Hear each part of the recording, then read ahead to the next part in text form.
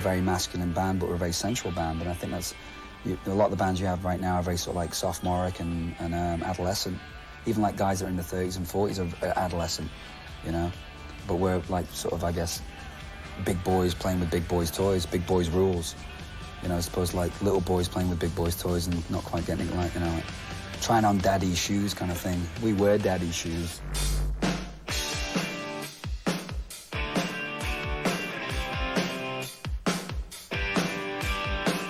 Do you feel like survivors at this point? It's better like feeling than survive all, isn't it? Yeah, yeah, to a degree. But I don't feel like war-weary, you know, like, oh, yeah, well, here we are, we're like, yeah, just so dreadful. I feel very, very up right now. I sense rejuvenated, too. Yeah, totally. It's like, come on. I like Billy's phrase. Billy says we're open for business.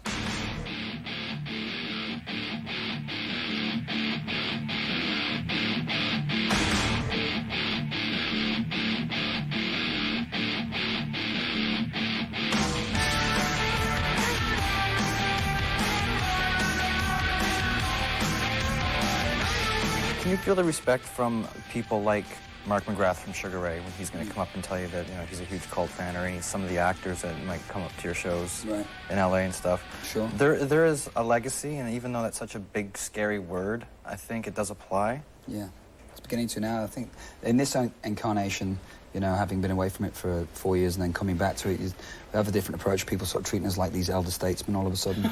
It's really strange, but people come up, sort of like queue up to pay their respects. And at first, it was very hard to read. You're thinking, in my experience in the past, you'd only do that because you wanted something, you know, because this is where the action is tonight. But people are genuinely coming up and saying, respect, you know. We know who you are, and thanks for doing what you do. And that feels very gratifying. And respect is something you have to earn. Something you just can't But buy. it's also, I don't think something you... I don't tend to wear that. I'd go around and say, look at all these wonderful people who love what we do. The time that we've been away, a lot of bands who maybe were influenced by the cult, you know, there's a lot of guys I've met in bands who kind of like playing guitar around Time of Sanctuary, and kind of that influenced them to play guitar a certain way now in big bands. And so they've kind of come, you know, the time has passed and they're on their third or fourth albums. And it's just a cyclical thing, and we've been away for a few years, so nothing's changed with us. I think just the perception of the cult's changed with the passage of time, that's all. And in a very positive way.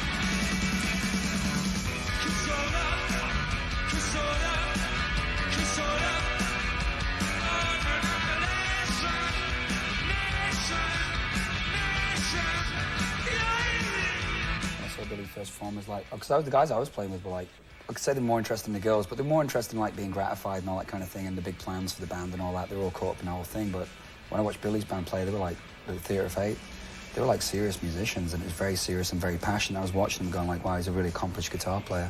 I'd love to play with a musician who's like so accomplished, and, you know, obviously he's like crafted and studied it and really passionate about it.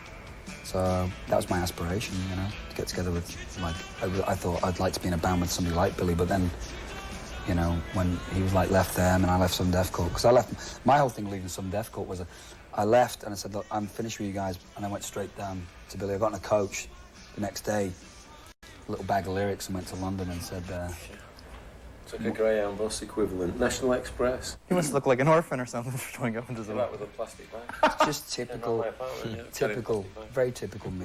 He actually moved in, didn't he? Yeah. We wrote that first little EP we did, the Death Cult, with those really early stuff in that apartment in Brixton in London.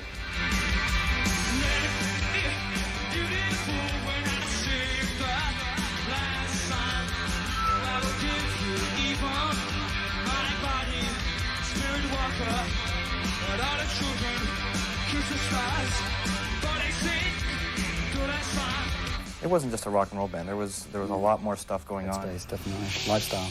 Is that something that you talk about, or is it just happen naturally? Yeah, I think it is because we're all engaged in the same kind of lifestyle. It's just that's when you can't be a musician and not have some kind of sensitivity.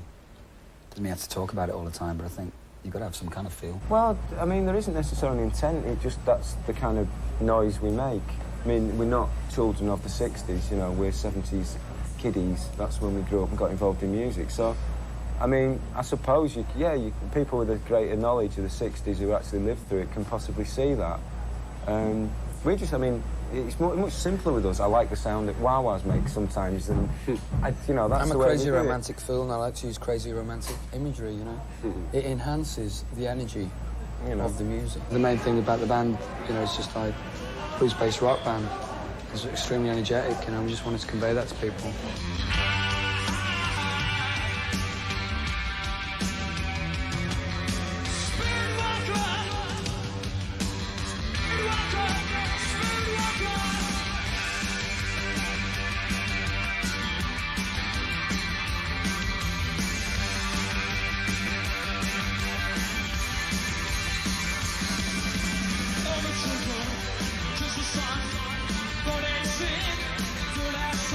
There were goth overtones early on.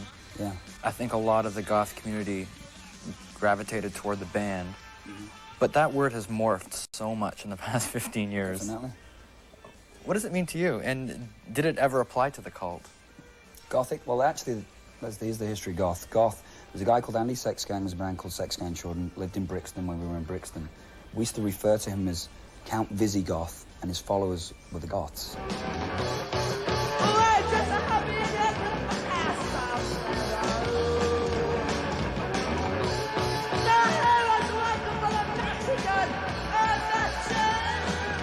It's like more like 83, about 83.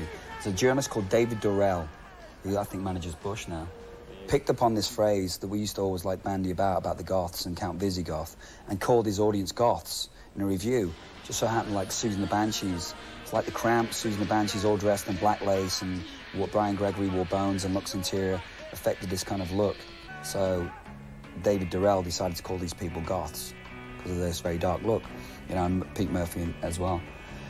So having said that, we were loosely thrown in there because I used to wear a lot of tribal clothing. I mean, Billy was definitely never dressed in that way. Billy was always more like sort of slick rock and roll, guitars, and looked more like, I guess, the Clash, sort of. A little bit more cowboy as opposed to Indian. Yeah, that was very good.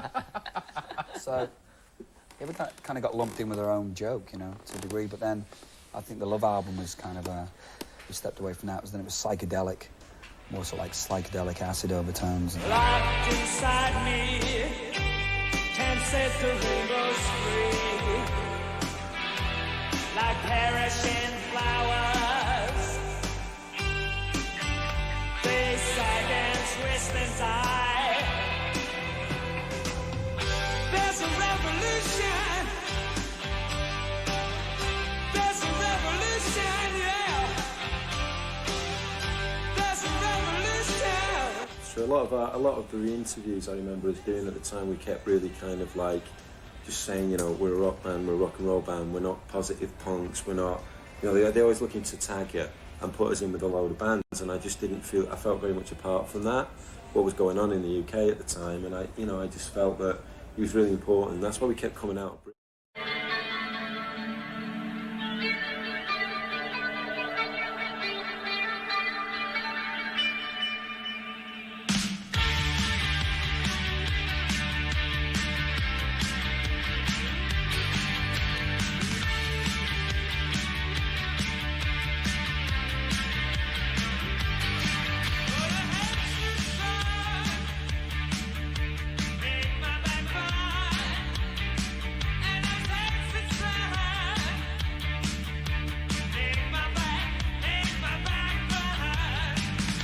We may have been inconsistent in some of our recordings, like the last Cult album was very experimental, and Ceremony was, an imitation of Sonic Temple, but I think essentially the Cult has always been very passionate. We've always been very passionate, we've always been very consistent in that. And I think people have now understand that that in itself is an incredible commodity. That's a spiritual commodity, and I think people now looking at us and going, they're authentic, they have a legacy. There's very few bands around that have that, you know, have those elements, and because of that, and also the kind of band we are. You know, we're a very masculine band, but we're a very sensual band. With the Cult, I wouldn't say that our audience is very male-dominated. In fact, it's quite a mixed bag in terms of people's styles and images, the way they want to look, and also between male and female. It's usually about like 50-50 with us. And with a lot of bands. I mean, I would say Metallica, for example, who are mates of ours, up until recently, their audience has been like 90% male. They're like a real guys band. Guys band and men's. Now they're beginning to get more and more girls, but that comes with a little more accessibility, perhaps. Like the waves, they're flowing heaven's high. There's a revolution. There's a revolution. There's a revolution. There's a revolution, yeah. When we made the Love album and the videos we made, they were kind of the clothes I was wearing particularly. It was, you know, it was kind of like a reaction against punk rock, you know what I mean? It was just kind of, in England, everything was so down. But things like Joy Division, everyone was slitting their wrists and going like, oh man, being alive is so heavy and boring and down. I just got pissed off with that. I got bored with it. I mean, basically, I was looking at pictures of like people like Hendrix, Brian Jones, people flamboyant character. And I thought, you know, I just felt really positive about myself, and I just wanted to dress sort of colourfully, you know. And I wasn't really into this down scene. Cult. We were like, it was unbelievable. We've got the press clippings just so we remind ourselves how bad it was then. In the rest of the world, like America, Canada, it was heralded as like this wonderful album. So we had lived this dual existence. Then when Electric came out in England, they loved it because Rick Rubin produced it. They wanted to think that they were like hip. And it was ideologically sound. You know, Def Jam, something that British people knew nothing about. It was New York scene, they wanted to get a part of it.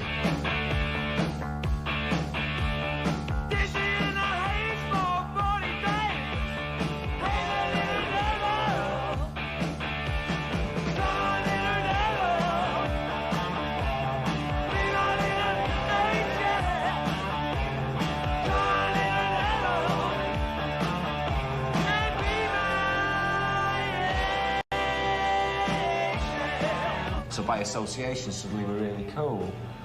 And in Canada, there was a bit of a backlash because Love had been so well written about and so well received in Canada. It works as like a positive and negative effect. Most of the time, they're a bit more, I think, open-minded, yeah, and also they kind of gravitate more to what the kind of music we make anyway. People like guitar-orientated music more in this country. They don't really understand it in Britain because it hasn't been around for so long, because the punk rock, you know, bands like the Banshees, like we were talking about, you know, they do not have guitar solos. Or if they do, they pretend they're something else. What's happened, actually, is that in England, a lot of people have come out the closet and say, now we're big fans of the Cult.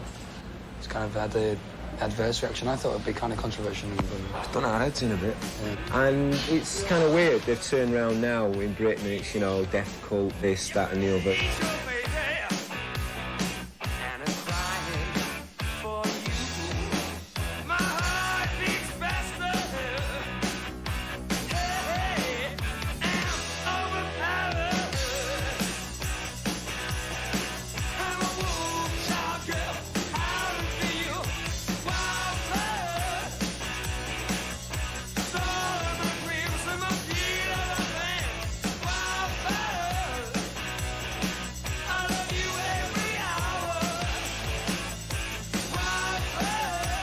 Our music's progressed as well. You know, we've, I think the Electric album kind of consolidated the hard rock side to what we do, you know, and I think that got them quite excited, really.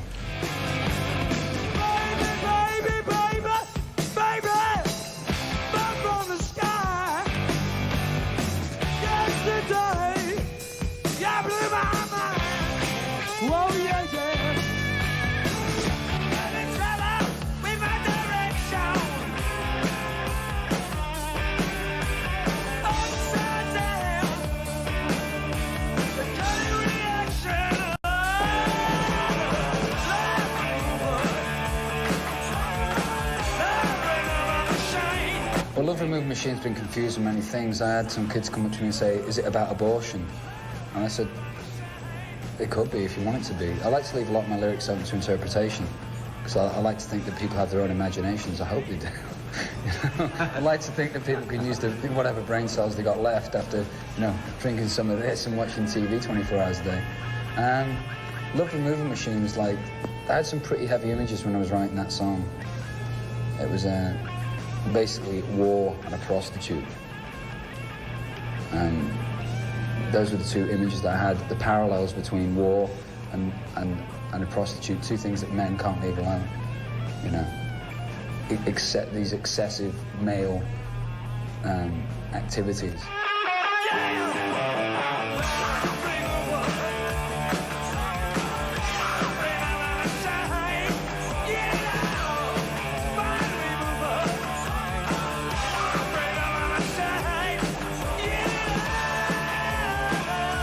Electric seemed to be the big middle finger toward one. We are a rock band, doing rock music. I think it was really a case of embracing it. I mean, Rick Rubin said, you guys want to make this kind of like, tepid English, lots of digital effects, kind of nice arty music, or do you want to like make some big boys music? He went, yes, please.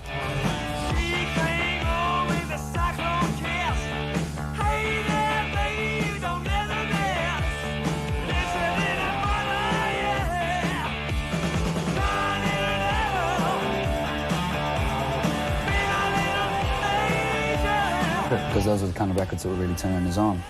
And I said this before about a lot of bands were playing these kind of songs in the sound checks, and getting heavy, and then you get into the gigs and it'd all be like nice chorusy guitars, and we said, no, we want to embrace that. And I think once you had a taste of that, it's very powerful.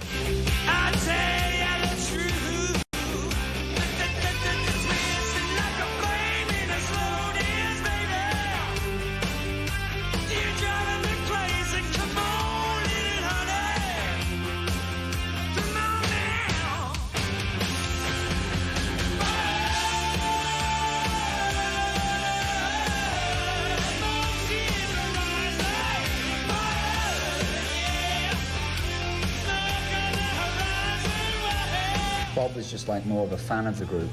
He was like panicking. He thought, I don't want to be the man to destroy the cult. He wanted to go in there and just capture us essentially as we were, giving us the best sounds and stuff. Combining the two albums, that they were definitely two different kind of albums. One was the Cult, as we all got to know them, and then all of a sudden, whoops, here we go. All of a sudden, Rick Rubin took them to AC/DC land, or whatever.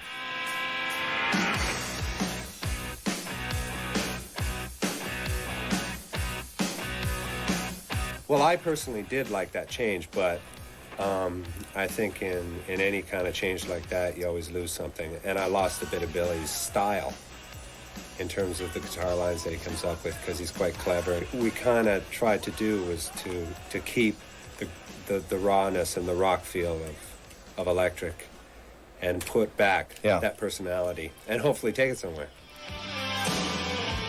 Oh, sweet little sugar talker, paradise dream stealer, oh, Warhol's little queen.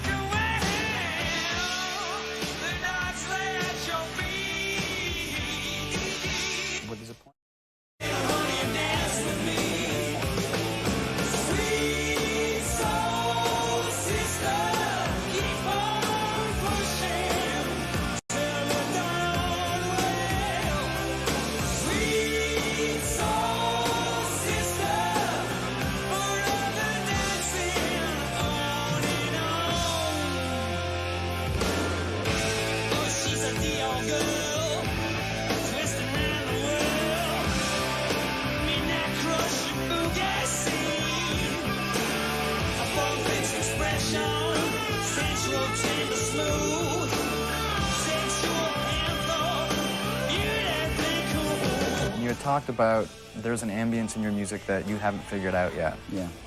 I'm wondering, you have maybe 15 years to ponder that. Have you figured it out? It's just something you can't articulate. It's an experience thing. Yeah. You know, it's like John Lennon said, it's like trying to explain the taste of raspberry jam. You can't express it, you have to taste it, you know? I think you can only really see, like, you're playing in front of an audience. I could take you to a show and say, okay, when you're engaged and, like, you know, the band's cooking, the audience are right there, and you're involved in it, say, maybe now you can understand it, because it's an adrenaline thing as well. It's the adrenaline, it's the sensation, it's a sensual thing, and that's the realm that we're really interested in.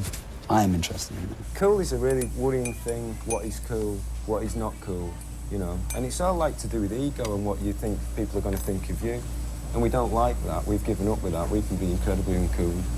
We've given up, we're relaxed. It's just too much of a pain trying to keep up with what's cool. You give yourself a brain hemorrhage.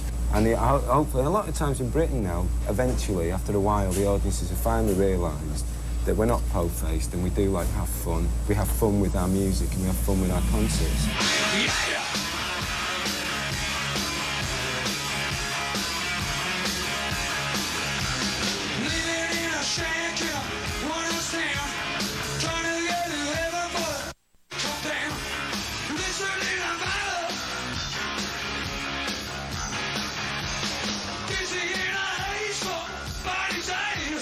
Yeah, I think the mission statement is live rock and roll, really, essentially. I mean, essentially, it's a live rock and roll band. That's the tradition we came out of. And we're more of like a live band, going into studio, trying to capture a live sound as opposed to a studio band, you know, doing it the other way around. And I think that's probably our mission intent, is that guitars, bass drums, vocals, organic rock and roll is the statement. It's important, and we're good at it. Here comes the rain. Here comes the rain. Here she comes today. Here comes the rain. The band had a reputation even without a deal from the live shows. You were called the next big thing even back then. And the reunion tour got you the deal from the live gigs. What happens to you on stage? You know, it's otherworldly. But there's a point in some performances when you just totally let go. You're not cognizant of where you are, what's going on. You just reach a totally different level of experience. I mean, I've definitely had out-of-body experiences and stuff like that on stage. Like, I've looked at myself singing and been aware of myself singing, but I've been slightly just above looking down. It's been really... Chemical-free? Chemical-free, yeah, totally, yeah. Even more so now, because it's the way I choose to fly right now, so... You are the sun, I am the rain. You are the blood, I am the saint. They will sleep, bites on the rain. They are the sleep, bites on the rain. We are chained to the fear. I am the tear. You are so strange, I am the song. So high, we might be. We are chained to the fear. You know, a lot of people kind of turn off and say, well, yeah, it's like too heavy, we don't want to talk about it, you know, we just want to party and stuff. And that's cool. That's fine, you know. I mean, don't try and say that everything we do should be taken on a philosophical level. I mean, the music's, you know, the most important thing. You know, in its rawest form, you come to a concert, I mean, there's an element of entertainment there. But for me, it is a ritual. That's why, you know, the title of the album, Ceremony, it is a ritual gathering. I mean, it is a tribal space, you know. It's a place of expression and enjoyment and celebration. And it always has been as a social thing. That's what it is, a social phenomenon, you know?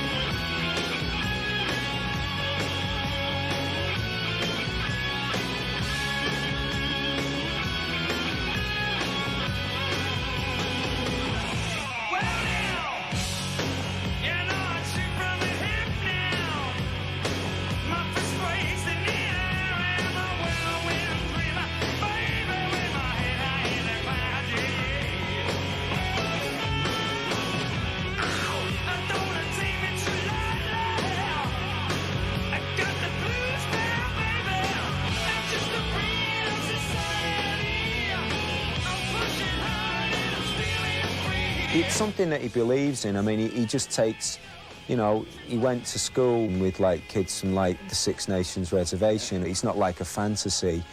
But he just, it's a subject that he personally holds very dear. And from time to time, it crops up in his lyrical content, you know? I think the first major thing that happened to me was going to Six Nations when I was about 12. And it was the first time I'd been exposed to an indigenous people in an indigenous environment. And I felt kind of somewhat alien because being an immigrant kid, I was kind of alienated at school. I spoke differently, I dressed differently. And there was just an understanding that those people on the outside, I felt on the outside. I just felt compelled just to learn more about them at that time. I just became fascinated from that one visit. And at first it was like more of a romantic, you know, point of view from like 12, 13-year-old perspective, you know. He just respects them. They're a race. They don't need our charity. They are, like, they've got their own integrity and their own rights. In fact, their view on life is probably we're about, with all this Green Party and all this new consciousness of the environment, is something they've been saying for hundreds of years. Just nobody's been listening. It's very private. It's personal. It's a very personal thing. I mean, it's, you know, a lot of people ask me about North American Indians and why I'm into Indians and stuff like that. It's a personal... I mean, it's like, I'm not an Indian. I'm a white kid, right? I've got, like, no sort of religion of my own. You know, I've got no sort of, like... I've never been taught anything spiritual or anything like that at school or anything. The only sort of concept of spirituality I've got is from the Indians. So I'm indebted to them for a lot, you know. And that's from reading and meeting people, and it's a very personal thing. I don't want to be detrimental to them, so also I don't like waffling on about them so much because I might say the wrong thing. So you're not going to speak on their behalf? No, no, well, no. Of course not, but... If people want to know about the Indians, then go talk to the Indians. They've always been there.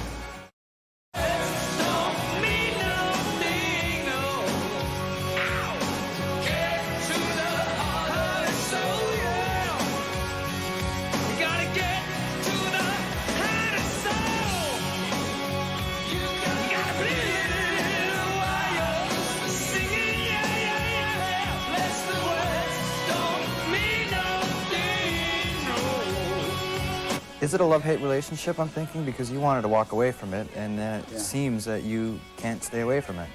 Yeah, I think it's a lot of family. I mean, you know, it's a lot of blood. You spend, you know, I've spent like nearly 18, 19 years with Billy. So we're like really close friends, and, you know, it's like more like family. It's not really about friends, it's family, really, you know. But I think that it can be very demanding at times, you know, constantly having to be on and be consistent, I think.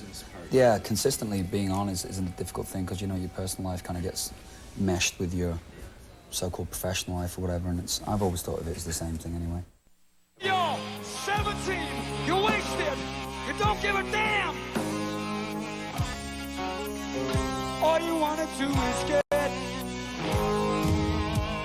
stoned. The adrenaline that you get in your body and the heights that you achieve on stage, and then when you come off, it's like dead. You know, and you just, you know, all of a sudden you're just on your own. I want to feel that some more, you know? Yeah. I want to feel that, whatever it is, you know? And it kills so many people, it's amazing. It's a very, really volatile. So I think it's a testament to us that we've been around, we're, like, you know, still pretty much together. I humble myself just to get some respect, yeah. Get some respect, yeah.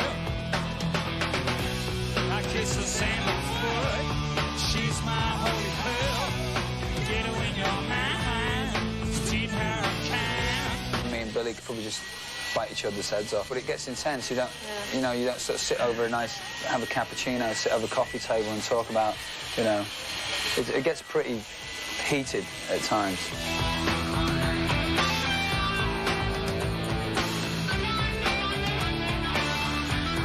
We knew when we put out Pure Cult that would allow us the opportunity to kind of put a full stop and it kind of closed the chapter, and we were aware of that, and it was put out with our consent for that reason. We kind of wanted to kind of close the door on and free ourselves from a lot of the associations from the 80s and through to the early 90s. We personally felt as songwriters freer once we'd done Pure Cult. We put it out there, it went to #1 in England, which made everybody very happy and did really well. And I think it kind of just closed one period in our career in a positive way.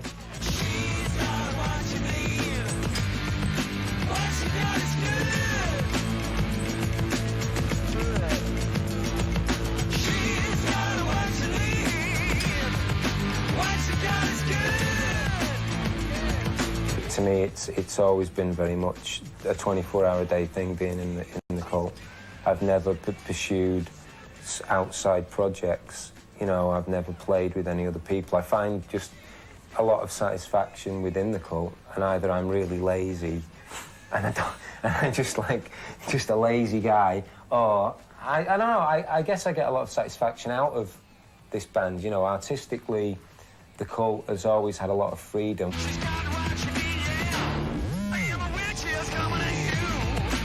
I have no idea what I'm going to be like in a year's time. I might just go insane again. But maybe that's just part of the way I am, the cycle, you know. Hopefully I'm mature enough and wise enough and experienced enough now to not be so self-destructive.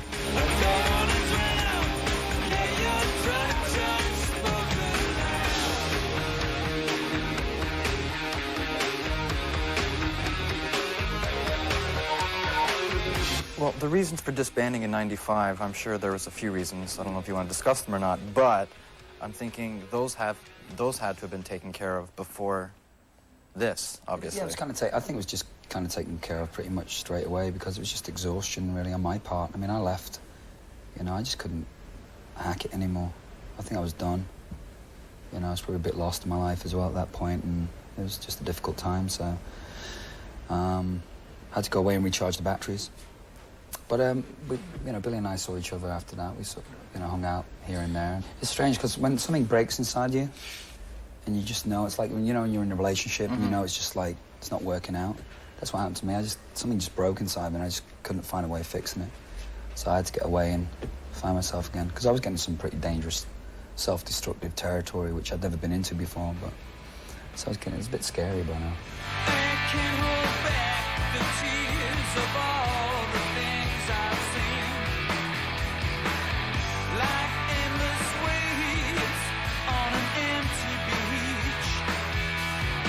For me, it was just a case of that the cult had become more about lifestyle and business than it was about art. It was about music. I just wanted to be involved with somebody who was into music. Involved with people who were into music was the only thing they ever talked about, all they cared about. And to me, the cult, in some respects, stopped being a band when Nigel Preston left. That's when we were really a band. It was Jamie, Nigel, me and Billy. That was a long time ago. So I was always struggling to try and be progressive and inventive.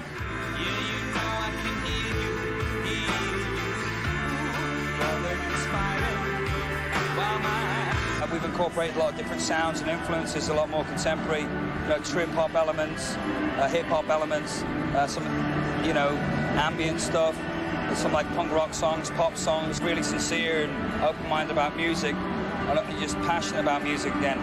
Whereas Billy, I think, maybe, I don't know, seemed to be less open-minded to doing very progressive things, maybe a little bit afraid of doing it. So, you know, I hope he does well in whatever he's doing, but I'm very happy with what we're doing.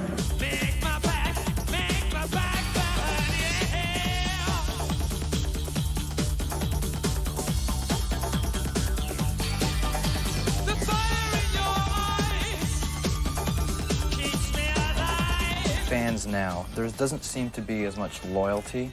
I'm sure there are bands that people are extremely loyal to. There's got to be. I mean, I'd certainly feel that from the cult fans, we definitely have a hardcore foundation of fans that are never going to go away, ever.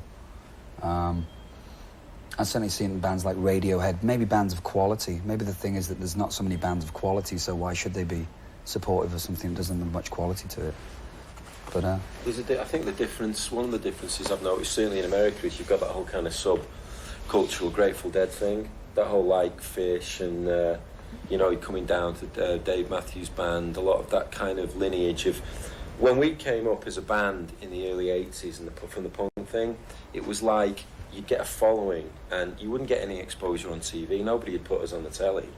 So basically all the fans, it was like a word-of-mouth thing, and they discovered it, and through that kind of discovery, there's a sense of like ownership and a participation in the band at an early stage that creates the loyalty, whereas now we kind of grew up right at the cusp of like video. The cult started in 83 and pretty much 82, 83 was the first kind of the Buggles and that whole Video Killer Radio Star thing. And so we've seen that whole thing happen, and I think that, you know, it still occurs now. There's a loyalty there, but I think that people are just spoiled. It's kind of like paralysed by choice. They've got so many choices. Get you, but it just can't seem to. I guess it's just no use. In every part of me, there's still a part of you. And I still got your face painted on my heart, drawn upon my soul, etched upon my memory, baby. And I got your kiss still. In print, it looks like you're adamant about this not being called a reunion, but a rebirth. So what would the difference be? I think the difference would be, you know, getting together just to maybe tour the world and make a lot of cash and then go away, and that would be it, just like a reunion, the last farewell kind of thing. We got together to make records and get back to where we left off. That was the whole intent of getting back together again. We just thought it was pointless and cynical to get together and, you know, just to sort of grab the cash, because it's, you know, I think we'd be a very cynical thing. We wanted to get back together and make music. You are the sun, I am the flame. You are the blood, and I am the same. We are the love that rises again. They are the snake that bites on your vein. I'm not chained to the wheel. You are the tear, I have no fear. You are so strange, I feel the same. So swerves night, we ride again. I'm glad we had that time away, because I don't think we would have made this kind of record we just made now. I don't know what would have happened, but I don't think we would have made this record. This record's like really come out of a lot of... When you go away for that amount of time, you really... coming back is a real sense of... just feels very important to us, you know. To do it with such intent and such...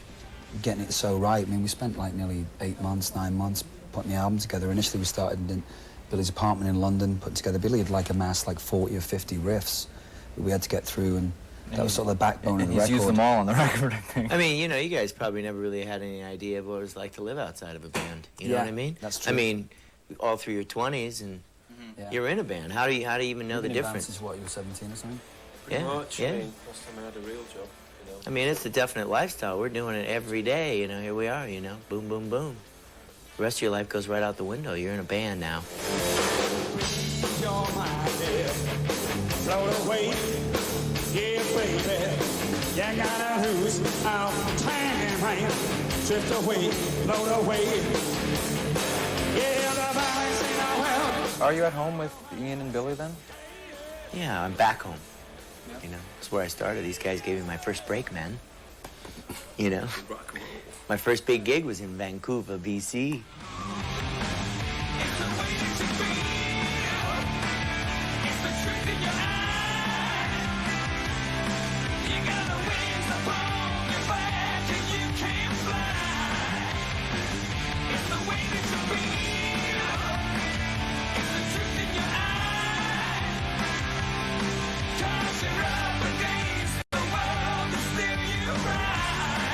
Actually, this band is we're starting to get into this place right now, which is really powerful. It's very addictive. Like, I really sit around all day thinking about the show. Like, sort of sitting there going, when's it, you know, looking, come on. It's like, I need that fix. I need to get in there. It's pretty amazing. I think that's one of the differences, like, being around a second time, maybe, that I certainly feel a little more focused at the extracurricular activities that you get into, that I still partake in, are much more secondary to that. I'd say I'm just a bit more involved in the show and being a high point of it, rather than maybe in the 80s it was kind of like, well, you know, it's the gig and then there's the other stuff. It was about 50-50. That can only come, I think, with age, wisdom. Experience, yeah, definitely. Right. But once you've sort of like not had it taken away from you, but have been away from it for a while, you really do appreciate it. You're really able to understand it a lot more. You have a better perspective of it. And I think, you know, you have better intent. I mean, realise that you're sort of like goofing around, that you're going to lose time and momentum, and that's all important stuff. While you're worried about buying houses and cars and wristwatches, you know, time's passing, things are going on, you're not integrated with the music. Now the music and the creativity is so important. mean, I'm thinking about the next record. Yeah. You know, taking what we've done now and building upon that and going even further with it.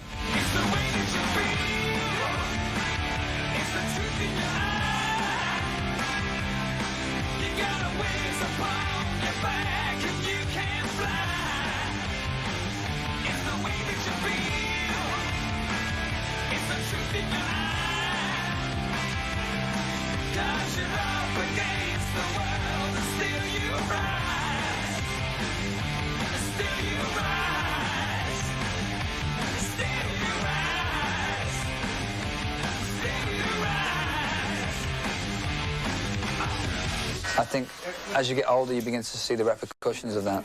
You know, you begin to see the racism, alienation, and, you know, alienation from the environment and from other people, you know. And it can't continue like that, you know. I mean, I'm talking maybe from the point of view of somebody who's a survivor, you know. I want to continue, I want to be alive when I'm 60, 70, 80, you know. But I want to feel the world's going to be a decent place to live, so just fighting for decent quality of life, really, you know. Do you feel like survivors at this point? It's better like feeling than survive off, isn't it? Yeah, yeah, Like, to a degree. But I don't feel like war-weary, you know, like, oh, yeah, well, here we are, we're like, you know, just so dreadfully. I feel very, very up right now. I sense rejuvenated, too. Yeah, totally. It's like, come on. I like Billy's phrase. Billy says we're open for business. Open for business? We're open for business 24 hours a day.